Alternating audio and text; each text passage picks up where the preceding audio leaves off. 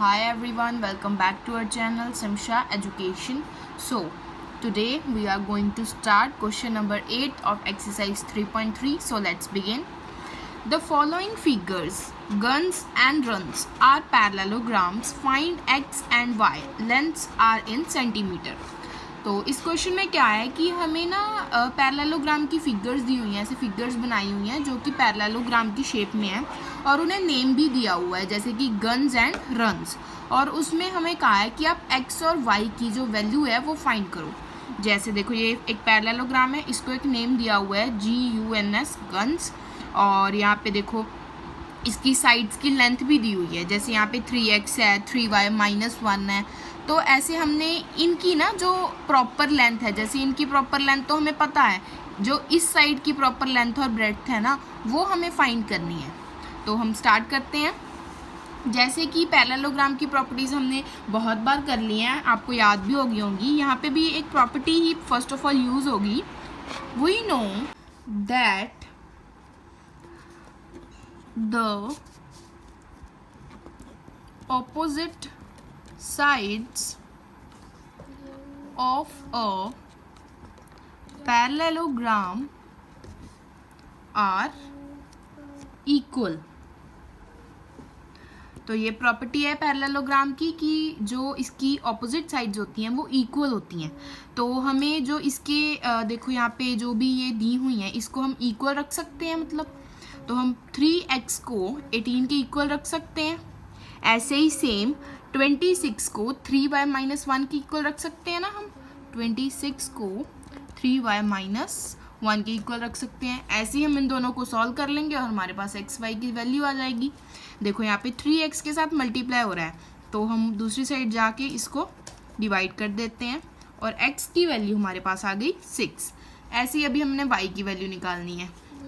देखो पहले यहाँ पे जो 1 है माइनस हो रहा है, यहाँ पे आके क्या हो जाएगा, ऐड हो जाएगा, 3y के इक्वल आएगा। 26 + 1 27 आ गया इज इक्वल्स टू 3y। यहाँ पे देखो अभी 3 इसके साथ क्या हो रहा है, मल्टीप्लाई। अगेन यहाँ पे आके क्या हो जाएगा, 3 divide is equals to y।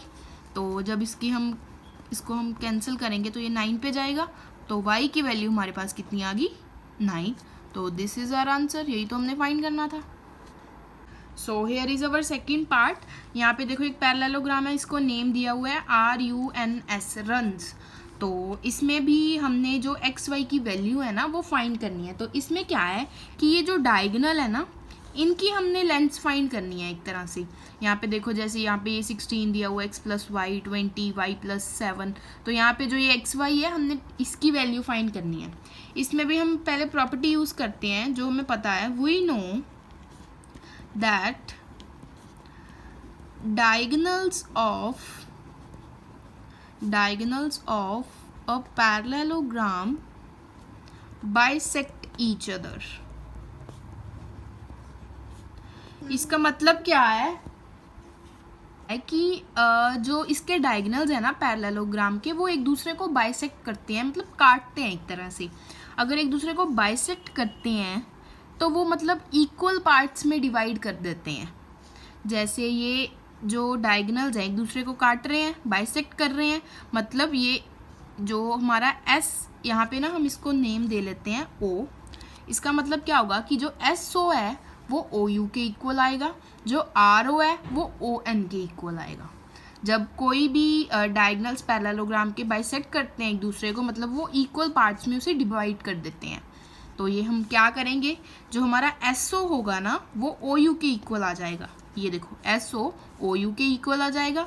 On the same side RO ON के इक्वल आ जाएगा। RO किसके इक्वल आ जाएगा, ON के। तो हमारे पास SO की वैल्यू क्या है, 20, और OU की कितनी है, y + 7। हम पहले इसे सॉल्व कर लेते हैं।